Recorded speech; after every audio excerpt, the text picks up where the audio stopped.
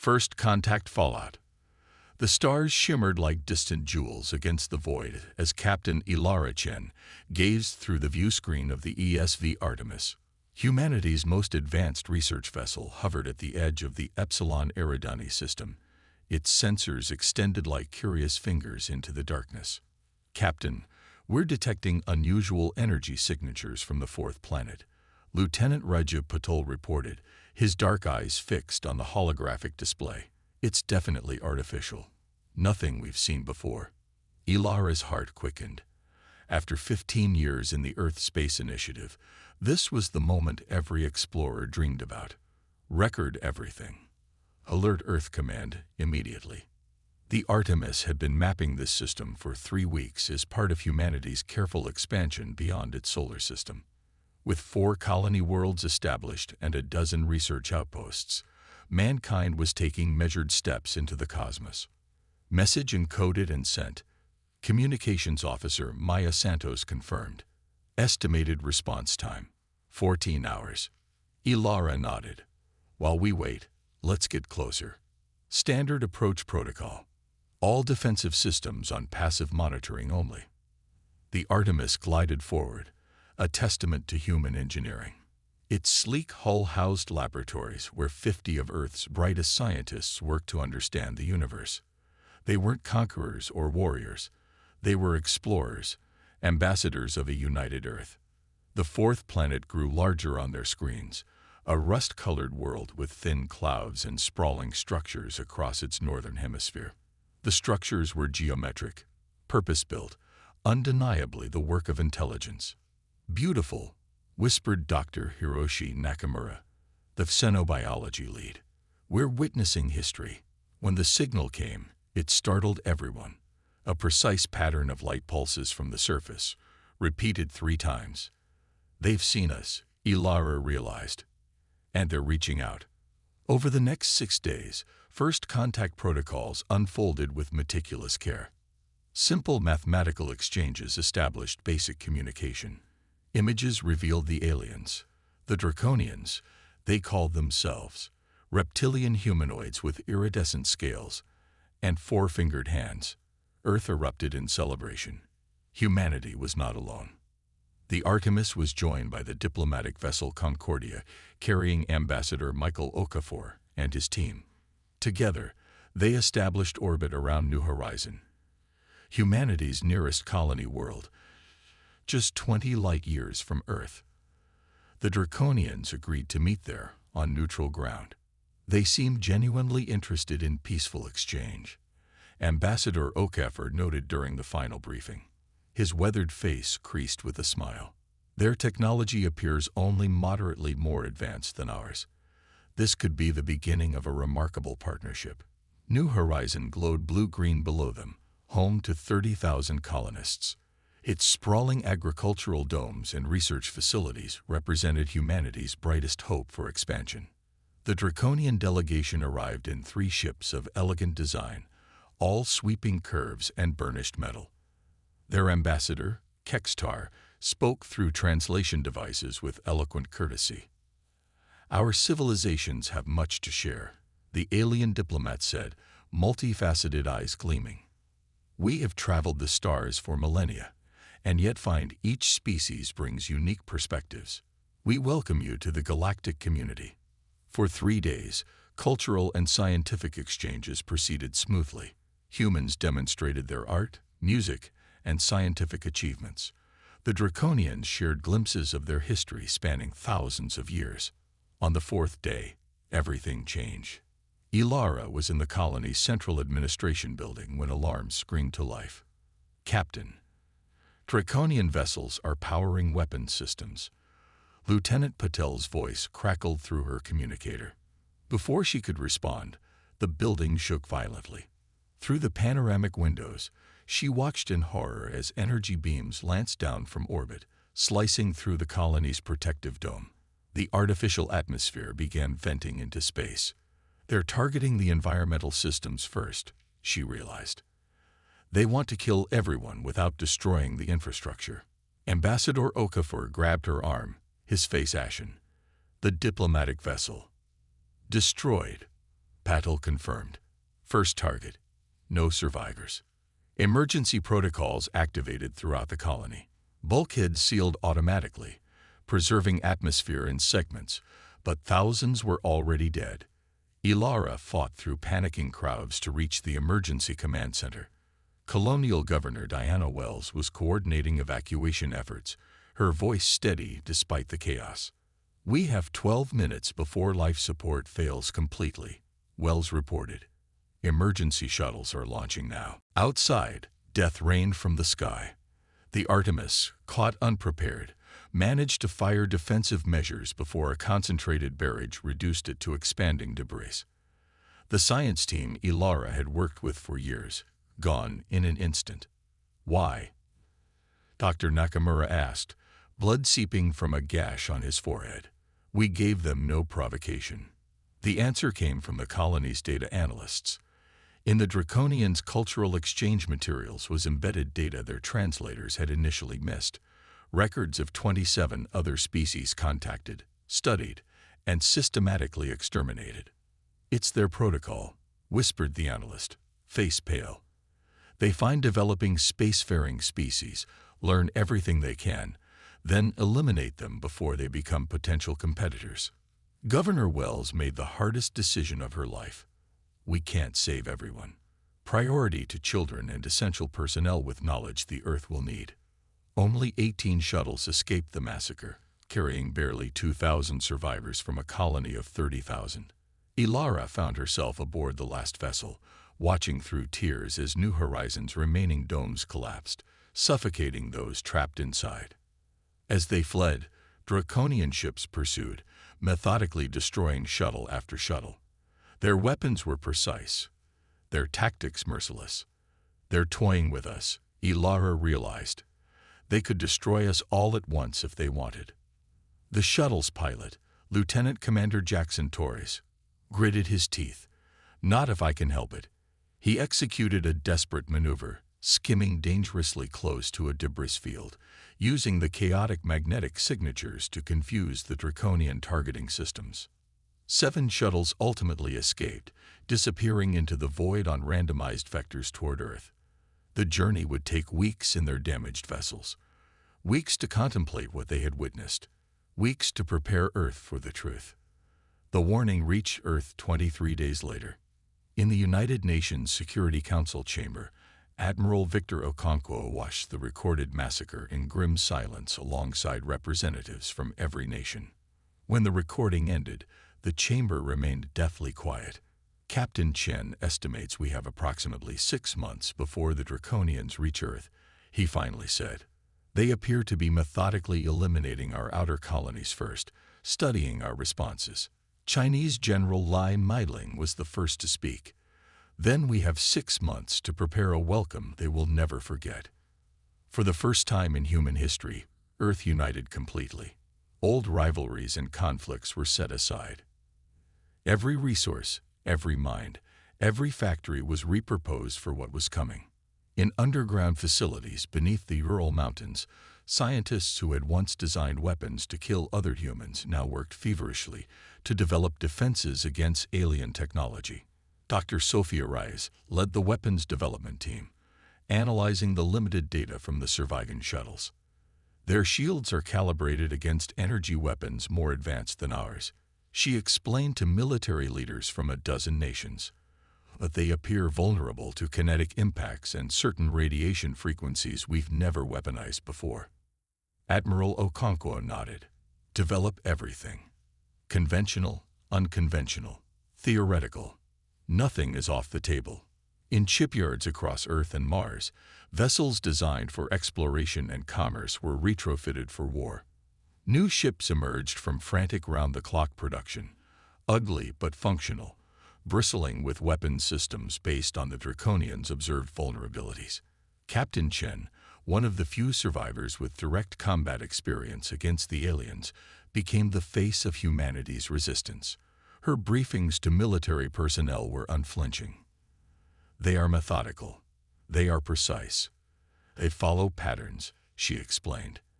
"And that will be their downfall, because humans, when cornered, do not follow patterns. We do not fight by the book. We improvise, we adapt, and we are willing to sacrifice everything to protect our own. Colonial Marines who had once maintained peace on distant outposts were now joined by millions of new recruits. Training was compressed, brutal, focused on the specific threat they would face. "They think we're prey," drill instructor Chimera told her recruits. "We're going to show them what happens when prey fights back." Humanity's greatest minds tackled problems from every angle. Physicists developed shield technologies based on new principles. Biologists studied the limited biological data on draconians, searching for weaknesses. Engineers designed weapons specifically calibrated to their vulnerabilities. 6 months to prepare. 6 months to transform a peaceful spacefaring civilization into an engine of war. The draconians would come expecting to find frightened prey. Instead, they would find humanity united, determined, and ready to unleash hell. Humanity unleashed. The draconian fleet emerged from hyperspace at the edge of the Sol system exactly as predicted. 43 warships arranged in their characteristic triangular formation, moving with the confidence of predators who had never known defeat. Admiral Okonkwo stood on the bridge of the Earth Defense Force flagship Defiance, watching tactical displays as the alien vessels approached. Around him, crew members worked with focused intensity, no fear evident in their movements. "All ships maintain position," he ordered. "Let them come to us." Earth's defense fleet waited in the shadow of Jupiter, 100 vessels of various sizes, some purpose-built for war, others converted civilian ships now bristling with weapons. They were outnumbered, outgunned by conventional measures. But humans had never been conventional. "They're scanning the outer system," reported Lieutenant Commander Yuki Tanaka. Standard search pattern, just as Captain Chen predicted. Ilara Chen, now promoted to Commodore, stood beside Okonkwo. "They'll find the decoys at Europa first. That should draw their attention." The trap had been laid carefully. Fake human settlements on Jupiter's moon, emitting signals that mimicked colonial activity. Behind Jupiter's bulk, the real fleet waited. The Draconians took the bait. 3 of their smaller vessels broke formation, heading toward Europa to begin what they assumed would be another systematic slaughter. "Now," Okonkwo ordered. From the surface of Europa, objects that had appeared to be habitation domes suddenly launched upward. 20 specialized missiles developed under Dr. Ray's guidance. They carried no explosive payload, just densely packed rods of tungsten with minimal guidance systems. The Draconian ships detected the launch and raised shields, calibrated for energy weapons, for explosives, for radiation. The simple kinetic penetrators slipped through like needles through fabric, their mass and velocity doing what no complex weapon could. 3 alien ships shuddered under the impacts and began to tumble, atmosphere venting from multiple hull breaches. "First blood to humanity," someone whispered on the bridge. The main Draconian fleet altered course immediately, accelerating toward the ambush site. But they maintained formation, followed protocol, behaved exactly as they had during 27 previous genocides. "Launch primary assault," Okonkwo commanded. Earth's fleet emerged from behind Jupiter, not in neat formation, but in seemingly chaotic patterns that confounded Draconian targeting systems. The first exchange of fire was brutal. Energy beams lanced between vessels. Human ships took heavy damage, their improvised armor melting under sustained fire. But for every human ship lost, a Draconian vessel fell. The aliens' strict adherence to proven tactics became their greatest weakness against an enemy who rewrote the rules of engagement with every passing minute. "Adaptive shield frequencies are working," Chen reported as data streamed in. "Their weapons are becoming less effective with each salvo." Aboard the Draconian command ship, High Commander Vexnar watched in disbelief as his perfect formation began to disintegrate. These primitives fought unlike any species they had encountered before. No predictable retreats, no attempts to negotiate, just relentless, savage attacks from multiple vectors. "Deploy the boarding parties," Vexnar ordered. "Their ship defenses are impressive, but their bodies will break like all the others." Draconian boarding pods launched toward the human vessels, carrying elite warriors in sealed armor. They expected to find terrified crews, easy to slaughter. They found Commander Marcus Reeves and Fire Team Obsidian instead. Reeves had spent 15 years in Earth's special forces before the draconian threat emerged. Now he led the counterboarding specialists, humanity's answer to alien invaders. His team moved through the corridors of the EDF Indomitable with practiced precision as the boarding pods attached to the hull. "Remember your training," he told his soldiers over tactical comms. "They're stronger, but we're smarter. Use the environment. Use their psychology against them." When the Draconians breached the hull, they found darkened corridors. Their thermal imaging detected no targets. The ship appeared abandoned. The first trap triggered as they moved deeper into the vessel. Not an explosion, but clouds of engineered particles that adhered to their armor, disrupting their sensory systems. Blinded, the first wave was eliminated by precisely placed shots from human weapons designed specifically to penetrate draconian armor at its weakest points. The second wave adapted, switching to different scanning frequencies. They progressed further before encountering automated defense turrets that tracked their new signatures perfectly. The third wave reached the central chamber only to find it rigged as a kill box, with overlapping fields of fire from concealed positions. Across the fleet, the same scene repeated. The aliens who had come to harvest found themselves harvested instead. In space, the tide of battle shifted. Dr. Raya's greatest creation, the phase inversion torpedoes, deployed against the largest draconian vessels. The weapons didn't attempt to breach shields. Instead, they temporarily inverted the shield frequencies, causing them to implode catastrophically. 3 draconian dreadnoughts disappeared in cascading explosions, their debris shredding nearby vessels. High Commander Vexnar could not comprehend what was happening. These humans fought with desperate creativity, with savage joy, with total commitment that surpassed rational calculation. "Fall back," he finally ordered. "Regroup at the 5th planet." The draconian fleet attempted to disengage, but human vessels pursued relentlessly, harrying them with unconventional attack patterns. Ships previously thought destroyed suddenly reactivated, having played dead to position themselves for perfect attack angles. Admiral Okonkwo watched with grim satisfaction. "They're breaking formation. Execute maneuver Sierra Delta." The trap closed. Human vessels concealed among the asteroids revealed themselves, cutting off the draconian retreat. The aliens found themselves surrounded, their careful formations shattered, their tactical doctrine useless against an enemy who refused to behave as prey should. Aboard the Defiance, Commodore Chen opened a communication channel to the Draconian flagship. "Attention Draconian Command. This is Commodore Ilara Chen of the Earth Defense Force.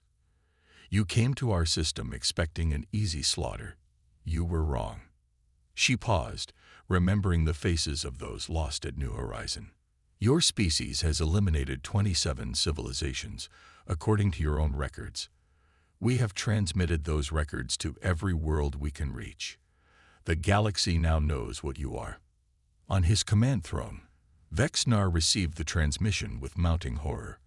The humans had not only fought back, they had exposed the Great Protocol, the Draconians' millennia-old practice of eliminating potential rivals before they could pose a threat. Chen continued, her voice cold. "You have a choice. Surrender now and face justice, or we will eliminate your fleet to the last ship. You have 3 minutes to decide." The bridge of the Defiance fell silent as they waited. Admiral Okonkwo checked the tactical display. The remaining human ships were positioned for the final assault. Weapons charge. "They won't surrender," he said quietly. "Their psychology doesn't allow for it." Chen nodded. "I know, but I wanted them to know that we gave them a chance. That makes us different from them." The Draconians' answer came not in words, but in a desperate, suicidal charge toward Earth. Their remaining ships accelerated to maximum velocity, weapons overcharging for one final attack. "All ships, execute final protocol," Okonkwo commanded. Humanity's last line of defense activated. A network of gravity generators placed throughout the inner system during the 6 months of preparation. The overlapping fields seized the draconian vessels, stretching and distorting their hulls, as conflicting gravitational forces tore them apart. The battle ended not with heroic last stands, but with the cold efficiency of physics. The draconian threat to Earth died in twisted metal and silent explosions against the backdrop of humanity's home. In the aftermath, as rescue ships collected survivors and damage reports flowed in, Admiral Okonkwo found Commodore Chen staring at the viewport, her reflection overlaid against the stars. 27 civilizations, she said softly. All those species, all that knowledge and culture, gone because they weren't ready when the Draconians came. But we were, Okonkwo replied. Because we got lucky. Because a few shuttles escaped to warn us. She turned to face him. There are other threats out there. Other predators who think developing species are easy targets. What are you suggesting, Commodore? That we make sure what happened to those 27 civilizations never happens again. Her eyes blazed with purpose. We find other emerging spacefaring species. We share what we've learned. We help them prepare. Okonkwo considered this. Humanity had entered the galactic stage, not as planned, with scientific exchange and diplomatic missions, but through blood and fire. Yet perhaps that crucible had forged something valuable. Knowledge of what lurked among the stars, and the determination to stand against it. I'll take it to the Security Council, he promised. 3 months later, the first Guardian fleet departed Earth orbit, carrying scientists, diplomats, and warriors. Their mission: to seek out developing civilizations and ensure they had the chance humanity almost lost. To grow, to learn, to defend themselves. And throughout the galaxy, a message spread from world to world, carried by merchant vessels and automated beacons. Beware the silent worlds, where once civilizations flourished before the Draconians came. Beware the predators who hunt thinking beings. And remember, Earth stands ready to help those who wish to defend themselves, and to fight alongside those who cannot stand alone. In the great void between stars, would-be conquerors received the message and reconsidered their plans. They had watched the Draconians, a species that had culled the galaxy unopposed for millennia, broken against the determination of a single world. The humans had transformed from prey to protectors in the span of a single year. They fought not just for themselves, but for all who had faced the darkness alone. And the galaxy took notice. The end.